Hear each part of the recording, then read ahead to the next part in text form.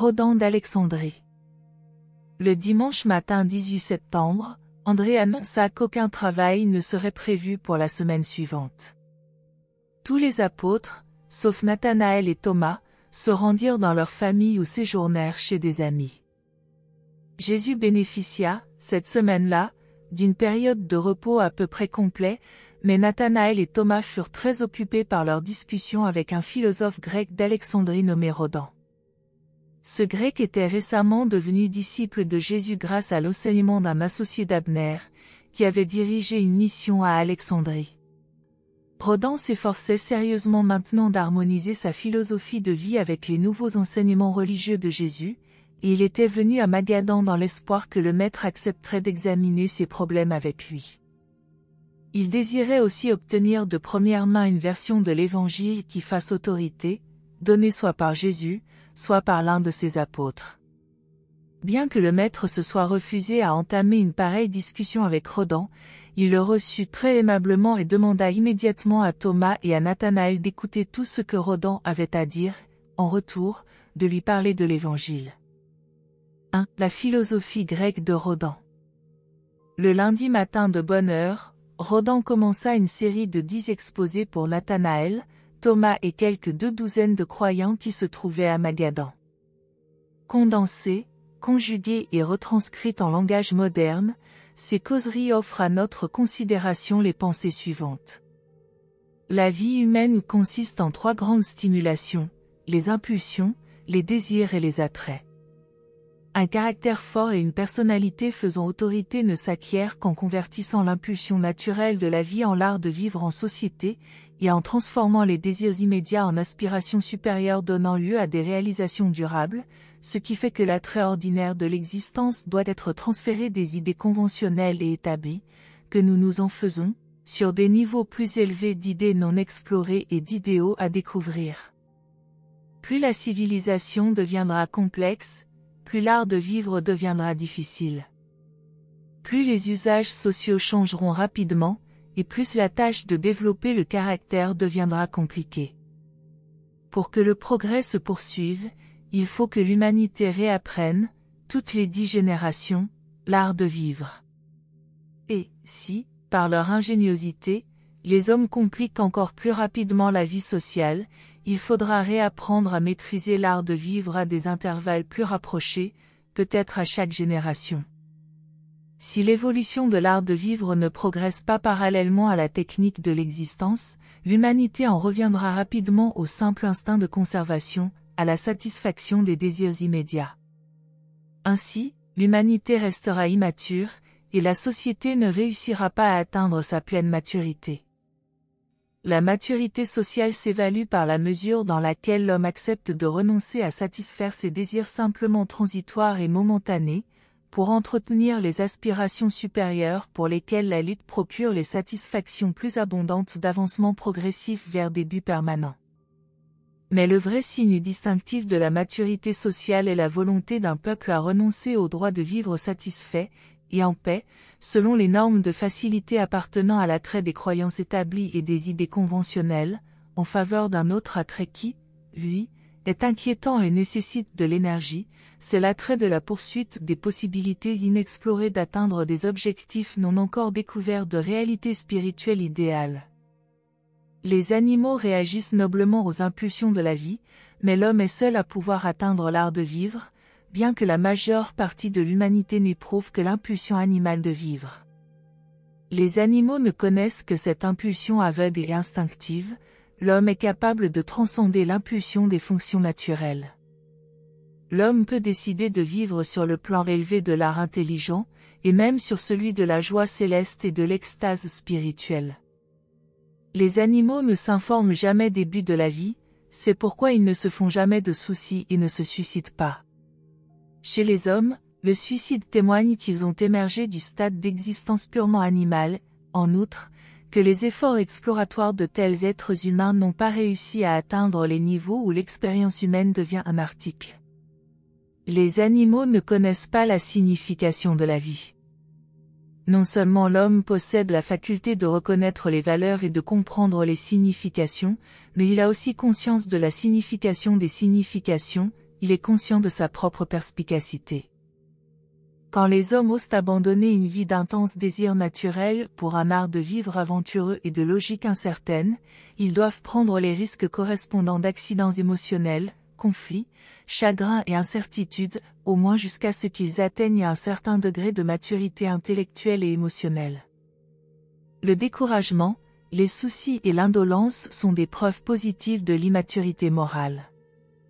La société humaine est confrontée à deux problèmes: l'aboutissement à la maturité pour l'individu, et l'aboutissement à la maturité pour la race. L'être humain mûr se met bientôt à regarder tous les autres mortels avec des sentiments de tendresse et des émotions pleines de tolérance. Les hommes mûrs considèrent ceux qui ne le sont pas avec l'amour et la considération que des parents témoignent à leurs enfants. La réussite de la vie n'est rien de plus et rien de moins que l'art de maîtriser des techniques sûres pour résoudre des problèmes ordinaires. Le premier pas dans la solution d'un problème quelconque consiste à situer la difficulté, à isoler le problème et à reconnaître franchement sa nature et sa gravité. Lorsque les problèmes de la vie réveillent nos peurs profondes, notre grande erreur est de refuser de les reconnaître.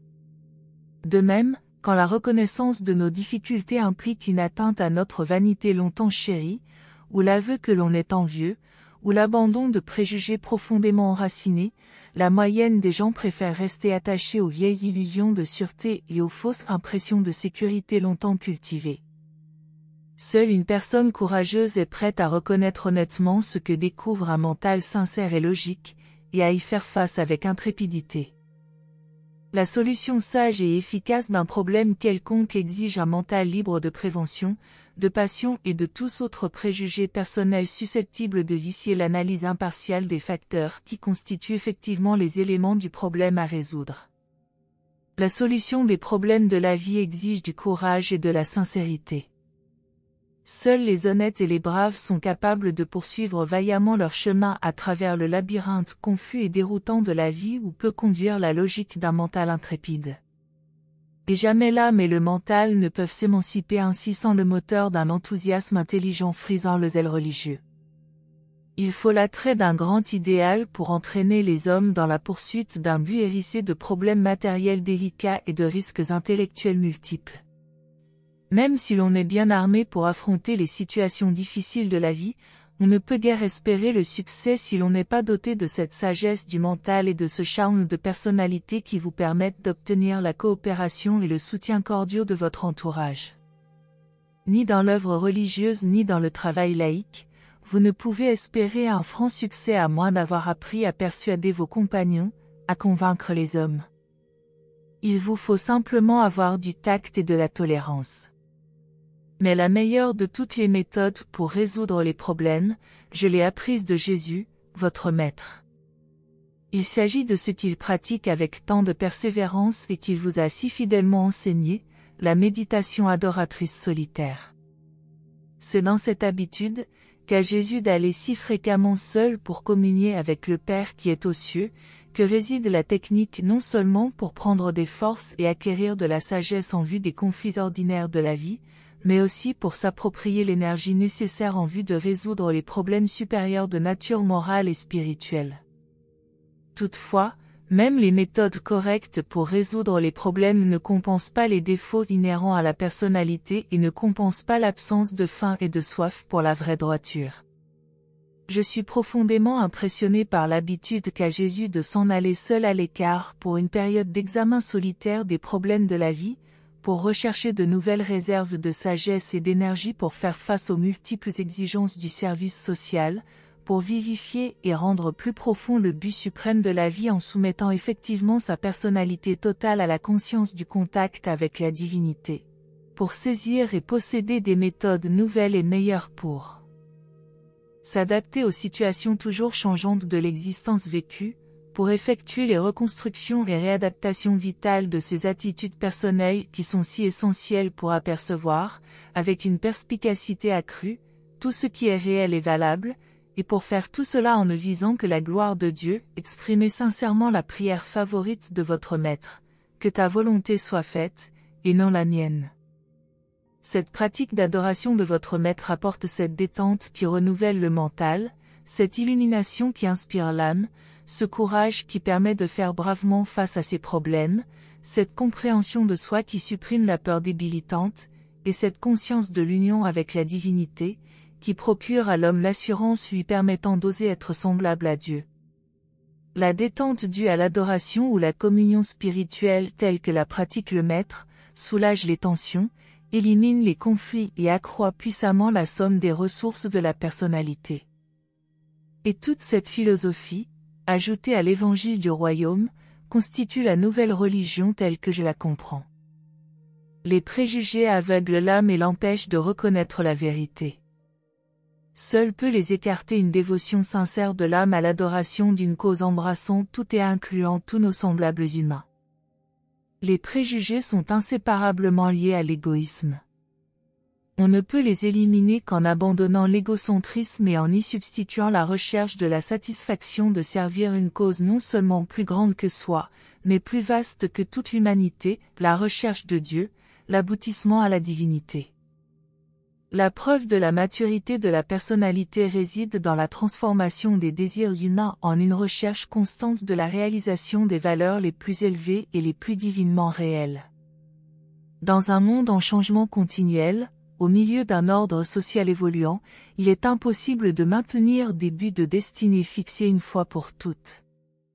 Seuls peuvent acquérir une personnalité stable ceux qui ont découvert et embrassé le Dieu vivant et l'ont pris pour but d'accomplissement infini. Pour transférer ainsi son but temporel dans l'éternité, de la terre au paradis, de l'humain au divin, il faut que l'homme soit régénéré, converti, né à nouveau, qu'il devienne l'enfant recréé de l'Esprit divin, qu'il gagne son entrée dans la fraternité du royaume des cieux. Toutes les philosophies et religions ayant des idéaux inférieurs à ceux-là sont immatures. La philosophie que j'enseigne, liée à l'évangile que vous prêchez, représente la nouvelle religion de la maturité, l'idéal de toutes les générations futures. Et cela est vrai parce que notre idéal est définitif, infaillible, éternel, universel, absolu et infini. Ma philosophie m'a poussé à rechercher les réalités de l'accomplissement véritable, le but de la maturité. Mais mon impulsion était impuissante, ma recherche manquait de force motrice, ma quête souffrait par défaut de certitude quant à son orientation. Ces manques ont été abondamment comblés par le nouvel évangile de Jésus, avec son rehaussement de clairvoyance, l'élévation de ses idéaux et la stabilité de ses buts. Sans plus de doute ni d'hésitation, je peux maintenant m'engager de tout cœur dans l'aventure éternelle. 2. L'art de vivre. Les mortels n'ont que deux manières de vivre ensemble, la manière matérielle ou animale et la manière spirituelle ou humaine. Par l'emploi de signaux et de sons, les animaux peuvent communiquer entre eux dans une mesure limitée, mais ces formes de communication ne transmettent ni les significations, ni les valeurs, ni les idées. L'homme ne se différencie de l'animal que parce qu'il peut communiquer avec ses compagnons au moyen de symboles qui désignent et identifient avec certitude les significations, les valeurs et les idées, ou même les idéaux. Faute de pouvoir se communiquer des idées, les animaux ne peuvent développer une personnalité. L'homme développe sa personnalité parce qu'il peut communiquer avec ses semblables au sujet de ses idées et de ses idéaux. C'est cette aptitude à transmettre et à partager des significations qui constitue la culture humaine et permet aux hommes, grâce à des associations sociales, de bâtir des civilisations.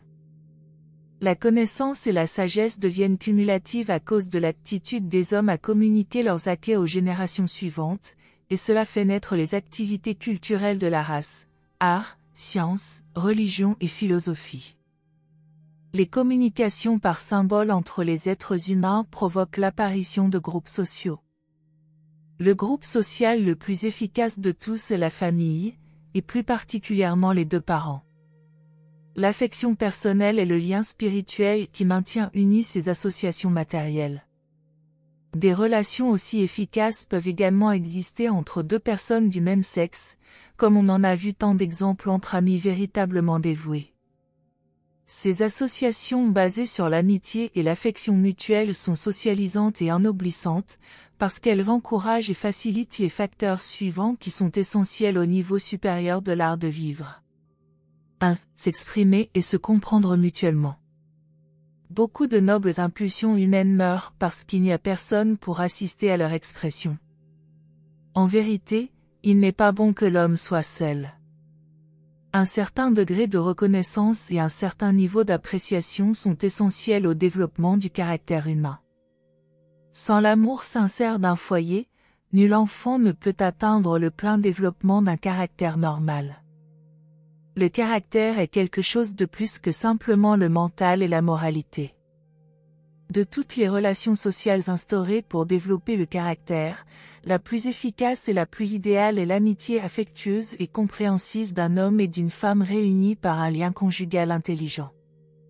Le mariage, avec ses multiples relations, est le mieux conçu pour faire naître les précieuses impulsions et les motifs supérieurs indispensables au développement d'un caractère fort. Je n'hésite pas à glorifier ainsi la vie de famille, car votre maître a sagement choisi la relation de père à enfant comme pierre angulaire du nouvel évangile du royaume. Cette communauté incomparable de relations entre un homme et une femme, dans l'embrassement affectueux des idéaux supérieurs du temps, est une expérience si précieuse et satisfaisante qu'elle vaut n'importe quel prix, n'importe quel sacrifice exigé pour sa possession. 2. L'union des âmes, la mobilisation de la sagesse. Tout être humain acquiert, tôt ou tard, une certaine conception de ce monde et une certaine vision du suivant.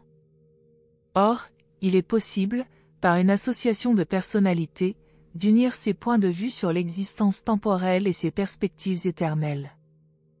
Alors, le mental de l'un accroît ses valeurs spirituelles en assimilant une grande partie des aperçus de l'autre.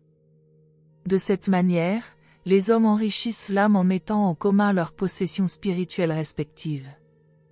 De cette manière également, l'homme peut éviter la tendance permanente à être victime de sa vision déformante, de ses points de vue préjudiciels et de son étroitesse de jugement. On ne peut écarter la peur, l'envie et la vanité que par contact intime avec d'autres façons de penser. J'attire votre attention sur le fait que le Maître ne vous envoie jamais seul pour travailler à l'expansion du royaume, il vous envoie toujours deux par deux. Puisque la sagesse est une super connaissance, il s'ensuit qu'en unissant leur sagesse, les membres d'un groupe social, petit ou grand, partagent mutuellement toute connaissance. 3. L'enthousiasme de vivre. L'isolement tend à épuiser la charge d'énergie de l'âme. L'association avec des compagnons est essentielle pour renouveler l'entrain de la vie, et indispensable pour conserver le courage de mener les batailles qui suivent l'ascension à des niveaux supérieurs de vie humaine. L'amitié rehausse les joies et glorifie les triomphes de la vie. Les associations humaines amicales et intimes tendent à enlever à la souffrance sa tristesse, et à l'épreuve beaucoup de son amertume. La présence d'un ami rehausse toute beauté et exalte toute bonté. Par des symboles intelligents, l'homme peut vivifier et élargir la capacité d'appréciation de ses amis. Ce pouvoir et cette possibilité d'une stimulation mutuelle de l'imagination sont une des gloires suprêmes de l'amitié humaine. Un grand pouvoir spirituel est inhérent à la conscience d'être consacré de tout cœur à une cause commune, d'être mutuellement fidèle à une déité cosmique. 4. La défense accrue contre tout mal. Les associations de personnalités et l'affection mutuelle sont une assurance efficace contre le mal. Les difficultés, les tristesses, les déceptions et les défaites sont plus douloureuses et décourageantes quand il faut les supporter seuls. L'association ne transforme pas le mal en droiture, mais elle aide considérablement à en diminuer les tourments. Votre maître a dit, heureux les endeuillés, si un ami est là pour les consoler. Il y a une force positive dans la connaissance que vous vivez pour le bien-être d'autrui, et que les autres vivent de même pour votre bien-être et votre évolution. L'homme languit dans l'isolement. Les êtres humains se découragent infailliblement si leur point de vue se limite aux accomplissements fugitifs du temps. Quand le présent est séparé du passé et de l'avenir, il devient d'une banalité exaspérante. Seul un aperçu du cercle de l'éternité peut donner à l'homme l'inspiration de faire de son mieux et de lancer à ce qu'il y a de mieux en lui le défi de faire plus encore. Quand l'homme est ainsi au mieux de lui-même, il vit très généreusement pour le bien de ses semblables séjournant avec lui dans le temps et dans l'éternité. Je répète que cette association inspirante et ennoblissante trouve ses possibilités idéales dans les relations du mariage humain. Il est vrai que beaucoup de résultats sont obtenus hors du mariage, et un très grand nombre de mariages ne réussissent aucunement à produire ces fruits moraux et spirituels. On voit trop souvent se marier des couples qui recherchent des valeurs inférieures à ces corollaires supérieurs de la maturité humaine.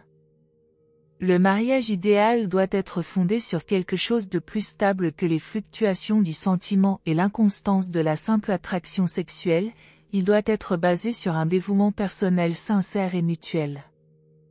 Alors, si l'on peut bâtir ces petites unités fidèles et efficaces d'association humaine, quand celles-ci seront assemblées dans l'organisation collective, le monde contemplera une grande structure sociale glorifiée, la civilisation de la maturité des mortels.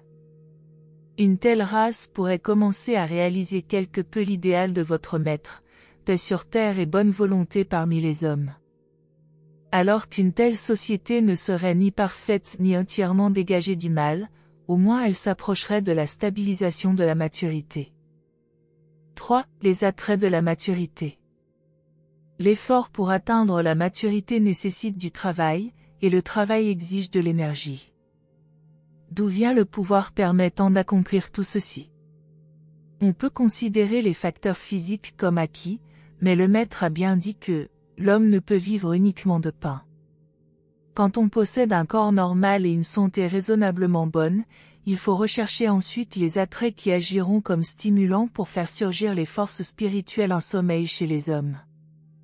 Jésus nous a enseigné que Dieu vit dans l'homme, alors, comment pouvons-nous amener l'homme à libérer les pouvoirs divins et infinis liés à son âme? Comment pouvons-nous inciter les hommes à donner le champ libre à Dieu pour qu'il jaillisse de nous en rafraîchissant notre âme au passage, et contribue ensuite à éclairer, élever et bénir d'innombrables autres âmes? Quelle est la meilleure manière pour moi d'éveiller les pouvoirs bénéfiques latents qui dorment dans votre âme? Il y a une chose dont je suis certain, c'est que l'excitation émotive n'est pas le stimulant spirituel idéal, elle n'accroît pas l'énergie, elle épuise plutôt les forces du mental et du corps. D'où vient, alors, l'énergie permettant d'accomplir ces grandes choses? Observez votre maître. À cette heure même, il est dans les collines, récupérant de la puissance pendant qu'ici nous dépensons de l'énergie. Le secret de tout ce problème gît dans la communion spirituelle, dans l'adoration. Du point de vue humain, il s'agit de conjuguer la méditation et la détente. La méditation établit le contact du mental avec l'esprit, la détente détermine la capacité de la réceptivité spirituelle. Cette substitution de la force à la faiblesse, du courage à la peur, de la volonté de Dieu au mental du moi, constitue l'adoration. Du moins, telle est la façon dont le philosophe la considère. Quand ces expériences sont fréquemment répétées, elles se cristallisent en habitudes, des habitudes d'adoration qui donnent de la force, ces habitudes se traduisent, en fin de compte, par la formation d'un caractère spirituel. Finalement, ce caractère est reconnu par vos semblables comme une personnalité mûre. Au début, ces pratiques sont difficiles et prennent beaucoup de temps, mais, quand elles deviennent habituelles, elles procurent immédiatement du repos et une économie de temps. Plus la société deviendra complexe et plus les attraits de la civilisation se multiplieront, plus la nécessité deviendra urgente pour les personnes connaissant Dieu de contracter ces habitudes protectrices destinées à conserver et à accroître leurs énergies spirituelles. Un autre facteur nécessaire pour atteindre la maturité est l'adaptation coopérative des groupes sociaux à un entourage toujours changeant. L'individu immature excite l'antagonisme de ses compagnons, l'homme mature gagne la coopération cordiale de ses associés, ce qui multiplie considérablement les fruits des efforts de sa vie. Ma philosophie me dit qu'il y a des moments où je dois combattre, s'il en est besoin, pour défendre ma conception de la droiture, mais je suis certain que le maître, d'un type de personnalité plus mature, gagnerait facilement et élégamment une victoire équivalente par sa technique supérieure et séduisante de tact et de tolérance. Bien trop souvent, quand nous luttons pour la bonne cause, cela se termine par une défaite à la fois pour le vainqueur et pour le vaincu. Hier encore, j'ai entendu le maître dire que, si un sage désire entrer par une porte verrouillée, il ne la fracture pas, mais cherche plutôt la clé pour la déverrouiller. Nous engageons trop souvent une bataille simplement pour nous convaincre que nous n'avons pas peur. Ce nouvel évangile du royaume rend un grand service à l'art de vivre, en ce sens qu'il fournit un mobile nouveau et plus riche pour une vie supérieure. Il présente un but de destinée nouveau et élevé, un dessein suprême pour la vie. Et ces nouvelles conceptions du but éternel et divin de l'existence sont en elles-mêmes des stimulus transcendants, suscitant la réaction de ce qu'il y a de meilleur dans la nature supérieure de l'homme. Sur tout sommet de la pensée intellectuelle, on trouve une détente pour le mental, de la force pour l'âme et une communion pour l'esprit. De cette position de vie supérieure, l'homme peut transcender les irritations matérielles des niveaux inférieurs de pensée, soucis, jalousie, envie, désir de revanche et l'orgueil d'une personnalité immature.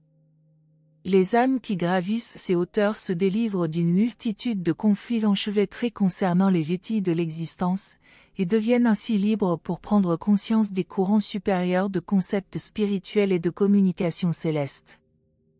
Mais le but de la vie doit être jalousement préservé de la tentation de rechercher des réalisations faciles et transitoires, il faut également lui donner les soins qui l'immuniseront contre les désastreuses menaces du fanatisme.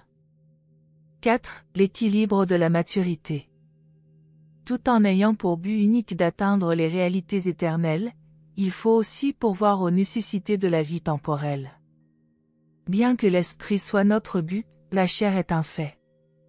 Il arrive que les ressources nécessaires à la vie nous échoient par accident, mais, en général, il faut travailler intelligemment pour se les procurer. Les deux problèmes majeurs de la vie sont les suivants: gagner sa vie matérielle et atteindre la survie éternelle.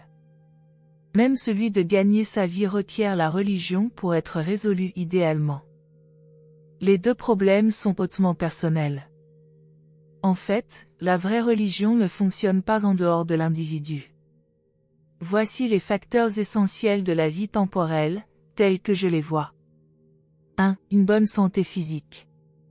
2. Une pensée claire et pure. 3. Des aptitudes et de l'habileté. 4. De la richesse, les biens de la vie. 5. L'aptitude à résister à la défaite. 6. De la culture, instruction et sagesse. Même quand il s'agit de problèmes concernant la santé et l'efficacité physique, la meilleure façon de les résoudre consiste à les aborder sous l'angle religieux de l'enseignement de notre Maître, en sachant que le corps et le mental de l'homme sont la demeure du don des dieux, l'esprit de Dieu devenant l'esprit de l'homme. Le mental de l'homme devient alors le médiateur entre les choses matérielles et les réalités spirituelles. Il faut de l'intelligence pour s'assurer sa part des choses désirables de la vie. Il est entièrement erroné de supposer que la loyauté dans le travail quotidien assurera la fortune comme récompense. À part les acquisitions occasionnelles et accidentelles de richesse, on constate que les récompenses matérielles de la vie temporelle coulent dans certains chenaux bien organisés. Seuls ceux qui ont accès à ces chenaux peuvent s'attendre à être bien rémunérés pour leurs efforts temporels.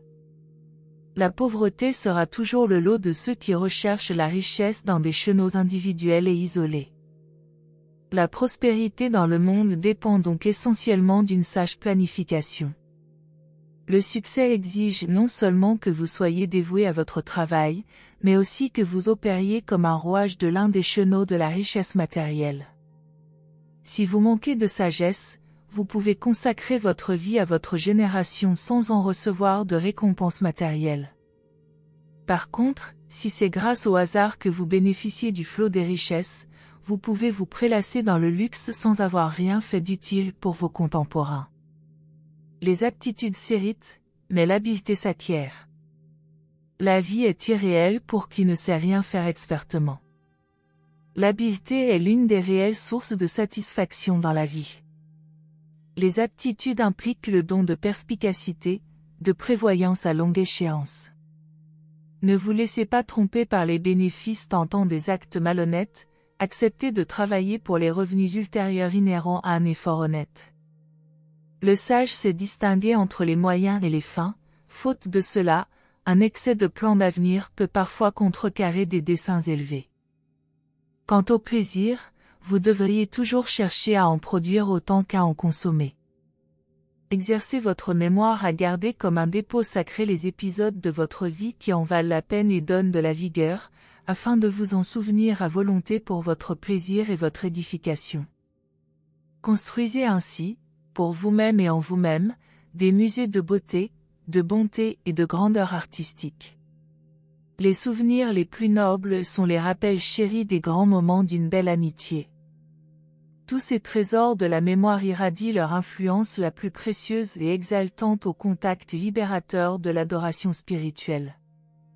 Mais la vie deviendra un fardeau si vous n'apprenez pas à échouer élégamment. Il y a, dans la défaite, un art que les âmes nobles acquièrent toujours, il faut savoir perdre gaiement et ne pas craindre les déceptions. N'hésitez jamais à admettre un échec. Ne cherchez pas à le cacher sous des sourires trompeurs et un optimisme radieux. Il est de bon ton de toujours prétendre avoir réussi, mais cela se termine par des résultats déplorables. Cette technique aboutit directement à la création d'un monde irréel et à l'effondrement inévitable dans une ultime désillusion. Le succès peut engendrer le courage et promouvoir la confiance, mais la sagesse ne provient que des expériences par lesquelles un homme s'adapte aux résultats de ses échecs. Les hommes qui préfèrent les illusions optimistes à la réalité ne peuvent jamais devenir sages. Seuls ceux qui affrontent les faits et les adaptent à des idéaux peuvent atteindre la sagesse. La sagesse englobe les faits et les idéaux, et c'est pourquoi elle sauve ses adeptes des deux extrêmes stériles de la philosophie, l'homme dont l'idéalisme exclut les faits, et le matérialiste dépourvu de vision spirituelle. Les âmes timides qui ne peuvent soutenir la lutte de la vie qu'avec l'aide continue de fausses illusions de succès sont condamnées à subir des échecs et des défaites quand elles se réveilleront finalement du monde des rêves de leur propre imagination. C'est dans les circonstances où il faut faire face à l'échec et s'adapter à la défaite que la vision de grande envergure de la religion exerce son influence suprême. L'échec est simplement un épisode éducatif, une expérience culturelle pour acquérir de la sagesse, dans la vie de l'homme à la recherche de Dieu, qui s'est lancé dans l'aventure éternelle d'explorer un univers. Pour cet homme, la défaite n'est qu'un nouvel instrument pour atteindre des niveaux supérieurs de réalité d'univers. La carrière d'un homme recherchant Dieu peut se révéler comme une grande réussite à la lumière de l'éternité, même si tout le cours de sa vie temporelle apparaît comme un échec retentissant, pourvu que chaque insuccès ait suscité la culture de la sagesse et l'accomplissement spirituel. Ne commettez pas l'erreur de confondre la connaissance, la culture et la sagesse. Elles sont liées dans la vie, mais représentent des valeurs spirituelles extrêmement différentes. La sagesse domine toujours la connaissance et glorifie toujours la culture. 5. La religion de l'idéal. Vous m'avez dit que, d'après votre maître, la religion humaine authentique est l'expérience individuelle des réalités spirituelles.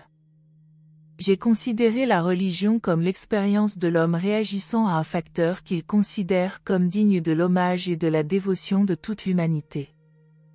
Dans ce sens, la religion symbolise notre dévouement suprême à ce qui représente notre concept le plus élevé de nos idéaux et la limite extrême que peut atteindre notre mental recherchant les possibilités éternelles d'épanouissement spirituel. Quand les hommes réagissent à la religion dans un sens tribal, national ou racial, c'est qu'ils considèrent les étrangers à leur groupe comme n'étant pas vraiment humains. Nous considérons toujours l'objet de notre loyalisme religieux comme digne du respect de tous les hommes. Jamais la religion ne peut être une simple affaire de croyance intellectuelle ou de raisonnement philosophique. La religion est toujours et perpétuellement un mode de réaction envers les situations de la vie, elle est une manière de se comporter. La religion englobe des pensées, des sentiments et des actes respectueux envers une réalité que nous estimons digne de l'adoration universelle. Si quelque chose est devenu une religion dans votre expérience, il est évident que vous êtes déjà un évangéliste actif de cette religion, puisque vous estimez le concept suprême de votre religion comme digne du culte de toute l'humanité, de toutes les intelligences de l'univers. Si vous n'êtes pas un évangéliste positif et missionnaire de votre religion, vous vous trompez vous-même en ce sens que ce que vous appelez religion est seulement une croyance traditionnelle ou un simple système de philosophie intellectuelle.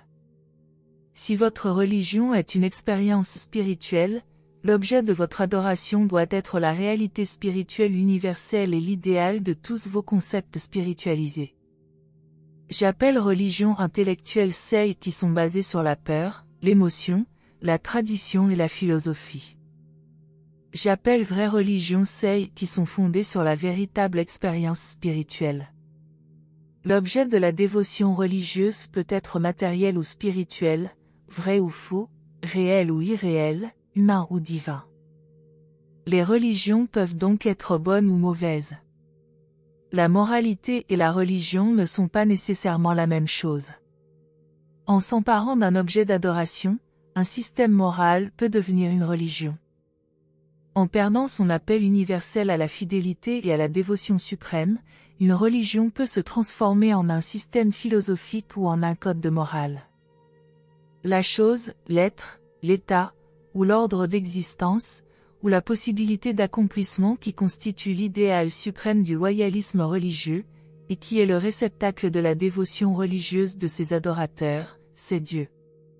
Indépendamment du nom attribué à cet idéal de réalité spirituelle, c'est Dieu. La caractéristique sociale d'une vraie religion consiste dans le fait qu'elle cherche invariablement à convertir les individus et à transformer le monde. La religion implique l'existence d'idéaux non encore découverts qui transcendent de loin les critères connus d'éthique et de morale incorporés dans les usages sociaux, même les plus élevés, des institutions les plus mûres de la civilisation. La religion cherche à atteindre des idéaux non découverts, des réalités inexplorées, des valeurs suprahumaines, une sagesse divine et un véritable aboutissement spirituel. La vraie religion accomplit tout cela, toutes les autres croyances ne sont pas dignes de ce nom. Vous ne pouvez avoir de religion spirituelle authentique sans l'idéal suprême et céleste d'un Dieu éternel. Une religion sans ce Dieu est une invention des hommes, une institution humaine de croyances intellectuelles sans vie et de cérémonies propres à émouvoir et dénuées de sens. Une religion peut prétendre avoir un grand idéal pour objet de sa dévotion, mais de tels idéaux irréels sont inaccessibles et une telle conception est illusoire. Les seuls idéaux accessibles aux hommes sont les réalités divines des valeurs infinies contenues dans le fait spirituel du Dieu éternel. Le mot Dieu, l'idée de Dieu par contraste avec l'idéal de Dieu, peut faire partie de toute religion, si puérile ou fausse qu'elle puisse être. Et ceux qui entretiennent cette idée de Dieu peuvent en faire tout ce qu'ils veulent. Les religions inférieures modèlent leurs idées de Dieu pour les adapter à l'état naturel du cœur humain. Les religions supérieures demandent que le cœur humain soit changé pour satisfaire les exigences des idéaux de la vraie religion. La religion de Jésus transcende toutes nos conceptions antérieures de l'idée d'adoration, en ce sens que non seulement il décrit son Père comme l'idéal de la réalité infinie, mais aussi qu'il déclare positivement que cette source divine de valeur et le centre éternel de l'univers sont vraiment et personnellement accessibles à chaque créature mortelle qui choisit d'entrer dans le royaume des cieux sur terre et reconnaît, ainsi, qu'elle accepte la filiation avec Dieu et la fraternité avec l'homme. À mon avis, c'est là, je crois, la plus haute conception de la religion que le monde ait jamais connue, et je proclame qu'il ne peut y en avoir de plus élevé, car cet évangile englobe l'infinité des réalités, la divinité des valeurs et l'éternité des aboutissements universels. Cette conception constitue l'accomplissement de l'expérience de l'idéalisme du suprême et de l'ultime. Je ne suis pas seulement intrigué par les idéaux parfaits de la religion de votre maître, mais je me sens puissamment poussé à confesser ma croyance dans ces déclarations que ces idéaux de réalité d'esprit sont accessibles, que vous et moi, nous pouvons entreprendre cette longue et éternelle aventure avec l'assurance de sa part qu'en fin de compte, nous arriverons certainement aux portes du paradis. Mes frères, je suis un croyant, je me suis lancé, je suis en route avec vous dans cette aventure éternelle. Le Maître dit qu'il est venu du Père et nous montrera le chemin. Je suis entièrement persuadé qu'il dit la vérité, et définitivement convaincu qu'en dehors du Père universel, il n'y a ni idéaux de réalité ni valeur de perfection qui soient accessibles. Je viens alors adorer non simplement le Dieu des existences, mais le Dieu de la possibilité de toutes les existences futures. Il faut donc que votre dévotion à un idéal suprême, si cet idéal est réel, soit une dévotion à ce Dieu des univers passés, présents et futurs des choses et des êtres. Et il n'y a pas d'autre Dieu, car il n'est pas possible qu'il y ait un autre Dieu. Tous les autres dieux sont des fictions de l'imagination, des illusions du mental mortel, des déformations d'une fausse logique et des idoles qui trompent ceux qui les créent. Oui, on peut avoir une religion sans ce Dieu, mais elle ne signifie rien. Et, si l'on cherche à substituer le mot Dieu à la réalité de cet idéal du Dieu vivant, on ne fait que se leurrer en mettant une idée à la place d'un idéal, d'une réalité divine. Ces croyances sont simplement des religions de chimère. Dans les enseignements de Jésus, je vois la religion à son mieux. Cet évangile nous met en mesure de chercher le vrai Dieu et de le trouver. Mais acceptons-nous de payer le prix de cette entrée dans le royaume des cieux? Sommes-nous désireux de naître à nouveau, d'être rénovés? Acceptons-nous de nous soumettre à ce terrible et éprouvant processus de destruction du moi et de reconstruction de l'âme? Le Maître n'a-t-il pas dit, « Quiconque veut sauver sa vie doit la perdre » ? Ne croyez pas que je sois venu apporter la paix, mais plutôt une lutte de l'âme. Il est vrai qu'après avoir payé le prix de la consécration à la volonté du Père, nous éprouvons effectivement une grande paix, pourvu que nous continuions à marcher dans les sentiers spirituels de la vie consacrée. Maintenant, nous abandonnons vraiment les attraits de l'ordre d'existence connu, tandis que nous nous consacrons sans réserve à la recherche des attraits de l'ordre d'existence inconnu et inexploré d'une vie future d'aventure dans les mondes spirituels d'idéalisme supérieur et de réalité divine. Et nous recherchons les symboles significatifs qui nous permettent de transmettre à nos semblables les conceptions réelles de l'idéalisme de la religion de Jésus. Nous ne cesserons pas de prier pour le jour où toute l'humanité vibrera dans la vision commune de cette vérité suprême. À présent, notre concept du Père tel que nous l'avons mis au point est que, dans notre cœur, Dieu est esprit, quand nous le transmettons à nos semblables, Dieu est amour. La religion de Jésus exige une expérience vivante et spirituelle. D'autres religions peuvent consister en croyances traditionnelles, en sentiments émotifs, en conscience philosophique et tout cela ensemble, mais l'enseignement du Maître implique qu'il faut effectivement atteindre les niveaux de progression spirituelle réels. La conscience d'être poussé à ressembler à Dieu n'est pas la vraie religion. Les sentiments émotifs poussant à adorer Dieu ne sont pas la vraie religion. La conviction consciente qu'il faut renoncer à soi et servir Dieu n'est pas la vraie religion. La sagesse du raisonnement concluant que la religion de Jésus est la meilleure de toutes n'est pas la religion en tant qu'expérience personnelle et spirituelle. La vraie religion se réfère à la destinée et à la réalité d'aboutissement aussi bien qu'à la réalité et à l'idéalisme de ce qui est accepté de tout cœur par la foi. Et il faut que tout cela nous devienne personnel par la révélation de l'esprit de vérité. Ainsi se terminèrent les dissertations du philosophe grec, l'un des plus grands de sa race, qui s'était mis à croire à l'évangile de Jésus. Merci de nous avoir rejoints aujourd'hui, et je vous retrouve bientôt pour une nouvelle exploration passionnante.